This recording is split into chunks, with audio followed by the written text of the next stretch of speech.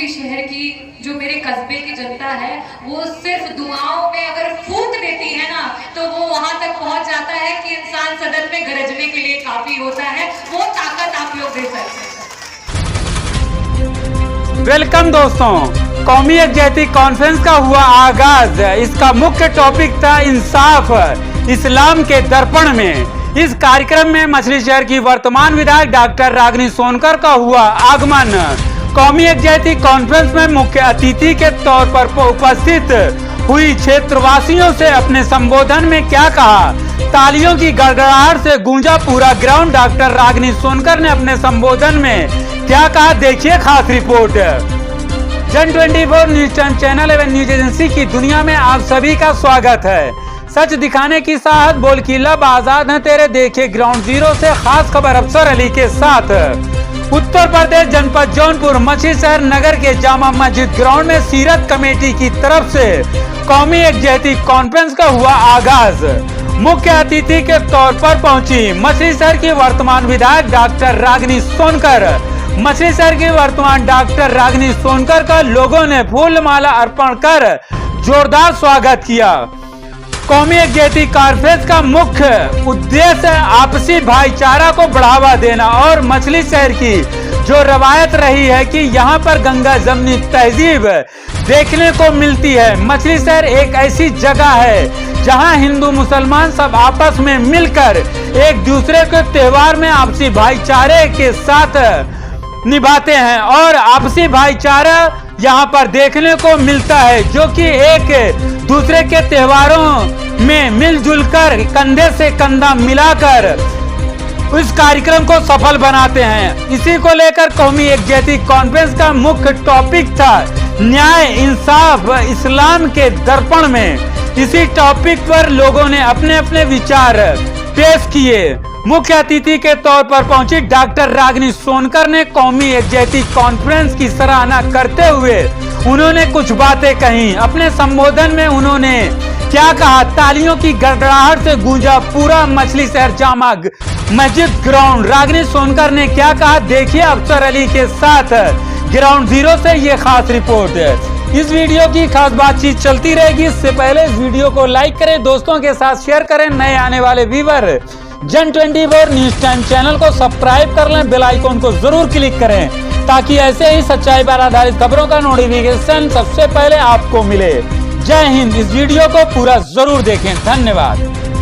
सभी सम्मानित हमारे कस्बे के सीनियर मेंबर्स, मेरे भाई और जो मुझसे छोटे हैं, आप सभी को ढेर सारा आशीर्वाद, और जो मुझसे बड़े हैं आप सभी को अस्सलाम वालेकुम। आप सभी को आशीर्वाद की प्रार्थी हूँ और आभार व्यक्त करना चाहूँगी कि आप लोगों ने मुझे सीरत कमेटी के कार्यक्रम में बुलाया। समय बहुत कम है। आज हमारे समाजवादी पार्टी के राष्ट्रीय अध्यक्ष जी भी आने वाले, प्रदेश अध्यक्ष जी आने वाले हैं और इसी रास्ते से जाएंगे। तो मैं बहुत ही संक्षिप्त में अपनी बातों को कहना चाहूँगी और काफ़ी देर से बड़े संयम से आप सभी लोग यहाँ पे बैठे हैं। आप सभी का बहुत बहुत आभार व्यक्त करना चाहूँगी। जिस समय चुनाव लड़ने आई थी, पहली बार राजनीति में कदम रखा था, डॉक्टरी के उस कहते हैं ना वाइट कोट से निकल करके यहाँ पे जब पहुंची थी तो कुछ भी पता नहीं था। लेकिन जब यहाँ पे कदम रखा पहले दिन, उस दिन जिस तरीके का आशीर्वाद और जिस तरीके की भीड़ मेरे साथ जुटी, तो मुझे पूरा भरोसा हो गया था कि मैं यहाँ से मछली शहर से डेफिनेटली जीत करके विधानसभा पहुंचूंगी। मैं आप सभी का जब भी यहाँ कोई भी कार्यक्रम होता है हर मंच से आभार व्यक्त करती हूँ। तो मैं सबसे पहले अपने इस भाषण में कुछ भी कहूँ या ना कहूँ, लेकिन सबसे पहले मेरी मछली शहर की जनता, मेरे कस्बे की जनता, आप सभी का मैं आभार व्यक्त करती हूँ कि आप लोगों ने मुझे शुरुआत में आशीर्वाद दिया और अभी भी हमेशा आप लोग मुझे आशीर्वाद देते रहते हैं। कार्यक्रमों में आप सबकी उपस्थिति ये दर्शाती है कि आप लोगों के दिल में एक छोटी सी जगह जो है वो मेरे लिए फिक्स हो गई है और मुझे लगता है कि जब तक मैं जीवित हूँ वो जगह मैं फिक्स करके रखने वाली हूँ। आप सभी का बहुत बहुत आभार। जैसे कि इजाज भाई बता रहे थे कि सीरत कमेटी जब वो 10वीं कक्षा में पढ़ते थे तब से ये कमेटी काम कर रही है। हमारे बीच में बहुत सारे नौजवान भाई भी हैं जो सोचते हैं क्या ये कमेटी है, क्या ये हर कार्यक्रम हो जाता है। लेकिन मैं भी जब छोटी थी या मैं कहूँ कॉलेज में थी, स्कूल में थी, तो मैं इन सब चीजों के बारे में सोचती थी कि क्या ये कमिटीज होती हैं, क्या ये क्लब्स होते हैं। लेकिन जब मैं ये राजनीतिक पेशे में आ गई, जब मैं यहाँ लोगों के बीच में जाने लगी, लोगों का दुख समझने लगी, दर्द समझने लगी, क्या अवस्थाएं हैं उनको देखने लगी, तब मुझे समझ में आया कि कमेटी क्या है। और वाकई सीरत कमेटी कहते हैं ना, जैसी सूरत वैसी सीरत, तो वाकई ये मछली शहर की शान है सीरत कमेटी कि जैसी सूरत वैसी सीरत। कोई राजनेता अगर कोई इस तरीके का काम करता है कि लोगों की मदद कर रहा है, कहीं पे उन्होंने पैसे दे दिए, तो वो शायद वोट की अपेक्षा करते हैं कि मेरा चुनाव आएगा तो मुझे वोट मिलेगा। कोई एक बहुत बड़ा अगर कोई बिजनेसमैन है, वो अगर मदद करता है तो वो इस अपेक्षा से करता है कि मैं मदद करूंगा तो मेरा नाम बढ़ेगा कि मैंने इतना पैसा दान दिया, इतना सब कुछ दान दिया। लेकिन कुछ ऐसी भी कमेटी होती है, वो सिर्फ और सिर्फ इसलिए मदद करती है कि रात को जब वो सोने जाए, अल्लाह ताला से जब वो इजाजत ले, तो वो उनको सुकून की नींद आए कि आज मैंने किसी भूखे को खाना खिलाया, आज मैं सोने जा रहा हूँ तो मैंने किसी के बच्चे की पढ़ाई की फीस दी, आज मैं सोने जा रहा हूँ तो मैंने किसी के घर में खाने के लिए राशन पहुंचाया, आज मैं सोने जा रहा हूँ तो कहीं ना कहीं मैं अपने समाज, मैं अपने जो मेरा वजूद है उसके लिए, कौमी एकता के लिए मैंने कहीं ना कहीं काम किया। अपने नौजवानों में, अपनी युवाओं में वो ऊर्जा भरी इस कमेटी के तहत, तो वो है सीरत कमेटी। मैं यहाँ पे बहुत लोग उपस्थित हैं, तो एक बात ये भी कहना चाहूंगी कि जब भी आप इस तरीके के अच्छे काम करते हो, चाहे आप जितना भी अच्छा कर रहे हो, लेकिन कहीं ना कहीं कोई ना कोई आपसे नाराज रहता है कि नहीं रहता है? नाराज रहता है। अगर आप एक किडनी दे दोगे तो लोग कहेंगे देखो दूसरी नहीं दी। तो इसी में मैं कहना चाहूंगी जो ये क्लब्स काम करते हैं उनके बारे में। एक बार ऐसे एक बेटा और एक फादर, वालिद उनके साथ में वो जा रहे थे और उनके साथ एक गधा था। तो वो जब जा रहे थे तो फिर बेटे ने सोचा कि क्यों ना भाई गधा ऐसे ही चल रहा, हम दोनों उस पे जो है आगे चलते चलते वो लोग जब जा रहे थे तो कुछ लोग वहां मिले, बोले देखो कितने बेवकूफ है बाप और बेटे, गधा जो है वो है लेकिन कोई उसमें बैठ ही नहीं रहा है, कितने बददिमाग हैं। तो फिर उसके बाद क्या हुआ, आगे फिर बेटा जो है गधे पे बैठ गया। जब बेटा गधे पे बैठ गया, आगे चले तो सब कहते हैं देखो बुजुर्ग बाप है, बाप को पैदल चला रहा है और खुद गधे पे बैठ गया। फिर वो बेचारा उतर गया, उसने फिर क्या किया, आगे अपने फादर को बिठा दिया। अब चलने लगे तो आगे कुछ लोग कहते हैं देखो कैसा बाप है, खुद गधे पे बैठ के चल रहा है और बेटे को पैदल चला रहा है।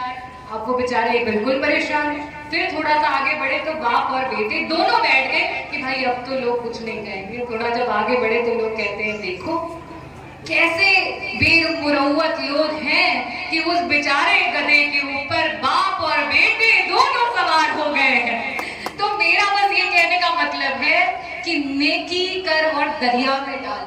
आपको नहीं सोचना है, आपको किसी से सर्टिफिकेट नहीं लेना है कि आप जो अच्छाई कर रहे हो उसके लिए सही में लोग आपको मान रहे हैं या नहीं मान रहे। आप कुछ भी करिए, लोगों को आप में हमेशा कमियां दिखाई देंगी।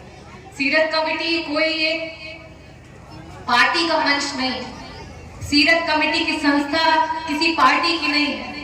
हर बार अलग, मेरा ये कहने का मतलब सिर्फ तात्पर्य ये है कि यहाँ विभिन्न पार्टियों के गेस्ट आते हैं। ये एक राजनीतिक कमेटी नहीं है, ये आपका परिवार है सीरत कमेटी। इसको सजाना, इसको संवारना और जो ये इतने कई वर्षों से चला आ रहा है उसकी सुंदरता को बरकरार रखना, ये आप लोगों का दायित्व है, ये आप लोगों का कर्म है। और मैं तो सिर्फ यही कहना चाहूंगी कि लोग ऊर्जा भरने के लिए, हिम्मत देने के लिए भाषण देते हैं, लोग ऊर्जा भरने के लिए कुछ बातें करते हैं, लेकिन ये मछली शहर की जो मेरे कस्बे की जनता है वो सिर्फ दुआओं में अगर फूंक देती है ना तो वो वहां तक पहुंच जाता है कि इंसान सदन में गरजने के लिए काफी होता है। वो ताकत आप लोग दे सकते हैं।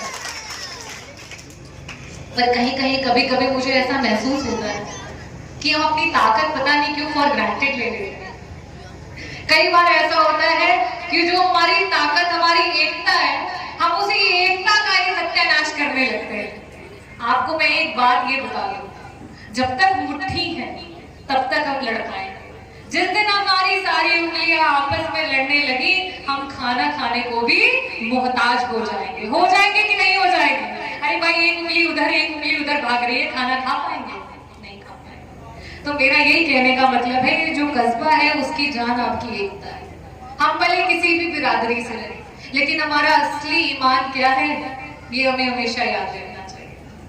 और हमारी जिस तरीके की स्थितियां और परिस्थितियां हैं वो मैं बोलना नहीं चाहती, बट मैं आपसे यही अनुरोध करूंगी कि जब भी आपकी कमेटी है, सीरत कमेटी कस्बे की कमेटी है, क्योंकि पॉलिटिकल कमेटी नहीं है, आप जिसे चाहेंगे उसे यहाँ लेकर के आएंगे, लेकिन आपके घर से एक एक व्यक्ति को लेकर के आना और इस कार्यक्रम की शोभा को बढ़ाना, ये आपकी जिम्मेदारी है, ये आपका परिवार है और इसको आगे लेकर के जाना आपकी जिम्मेदारी। अभी थोड़ी देर में अजान शुरू होगी तो मैं कुछ बस अनाउंसमेंट्स करना चाहूंगी कि पिछले 2 वर्षों में कार्यक्रम हुआ, ये तीसरा वर्ष है। अब मुझे लगता है कि ये एक मजबूत कमेटी है मछली शहर की, आपके कस्बे की। मैं इसके माध्यम से कहूंगी कि सीरत कमेटी जो परिवार अपने बच्चों को अच्छी शिक्षा नहीं दे पा रहे हैं, नहीं मुहैया करा पा रहे हैं, उसमें उनकी मदद करे और मेरी तरफ से जो भी योगदान रहेगा बतौर विधायक, बतौर डॉक्टर, मैं करने के लिए हमेशा तत्पर रहूंगी। अपार्ट फ्रॉम दैट हमारे पास बहुत सारी ऐसी महिलाएं हैं जिनको अगर हम ट्रेन करें, हम स्किल डेवलपमेंट करें, तो हम बहुत सारे ऐसे लोग हैं जिनके घर में उजाला और किचन में राशन दे सकते हैं। मैं सीरत कमेटी से अनुरोध करूंगी कि इस तरीके के जो भी कार्यक्रम हो उसे मुझे अवगत कराएं और जहां तक पॉसिबल होगा हम उन लोगों के लिए यहाँ पे ट्रेनिंग क्लासेस खोलेंगे। हम अपनी महिलाओं को सशक्त बनाएंगे कि वो आगे बढ़ करके अपनी खुद की लड़ाई को लड़ सके। साथ ही साथ मैं आखिरी में यही कहना चाहूंगी कि आज नौजवानों के लिए बहुत बड़ी चुनौती है। हमारे बच्चे डिग्रियां ले रहे हैं, हमारे बच्चों के पास बहुत सारी चीजें हैं, लेकिन नौकरियां कहीं नहीं है। इन परिस्थितियों में, इन स्थितियों में वादा करती हूँ मैं कि जब तक आप लोगों का आशीर्वाद मेरे ऊपर है, जब तक आप लोगों का हाथ मेरे सर पर है, तब तक मैं पूरी कोशिश करूंगी कि हमारे नौजवानों की मैं लड़ाई को लड़ूं, हमारे मछली शहर के आन बान शान के लिए मैं लड़ाई करूं। लेकिन इस लड़ाई में जब तक आप साथ नहीं रहेंगे, कहीं ना कहीं मैं अकेली पड़ जाऊंगी। आज तक के सदन के हर भाषणों में आपने सुना होगा कि जब रागिनी सोनकर खड़ी होती है तो वो रागिनी सोनकर नहीं, मछली शहर बोलता है और मछली शहर की जनता बोलती है। कोई ऐसा मुद्दा नहीं है जिसे आज तक ऐसा हो कि उसे उन्हें टच ना, चाहे वो बिजली का मुद्दा हो, चाहे वो पानी का मुद्दा हो, चाहे वो चिकित्सा का मुद्दा हो, चाहे वो मानदेय का मुद्दा हो, चाहे हमारे बच्चों के रोजगार का मुद्दा हो, चाहे हमारे महिला की सुरक्षा का मुद्दा हो, चाहे बसेस का मुद्दा हो, हर मुद्दे पे हमने बात की। मैं आखिरी में यही अनुरोध करूंगी कि आज ये कार्यक्रम था, अगले वर्ष फिर आएगा और इस कार्यक्रम में आज जितने लोग आए हैं, आपकी एकता उस समय दिखनी चाहिए, इससे डबल ट्रिपल लोग आए, बतौर मैं आऊं या मंच पे कोई भी आए, लेकिन यहाँ से कोई एक व्यक्ति कम नहीं होना चाहिए। ये मेरा आप सभी से अनुरोध है। इसी के साथ कहना चाहूंगी लास्ट में कि मेहनत बहुत करनी होगी हमें, अगर अपना हक पाना है तो, और सफल होना है तो कदम भारी रख, बाहर निकल, तूफानों से यारी रख। कदम कदम पर मिलेंगी मुश्किलें, ये तय है, पर तू निरंतर अपना सफर जारी रख, तू निरंतर अपना सफर जारी रख। बहुत बहुत धन्यवाद।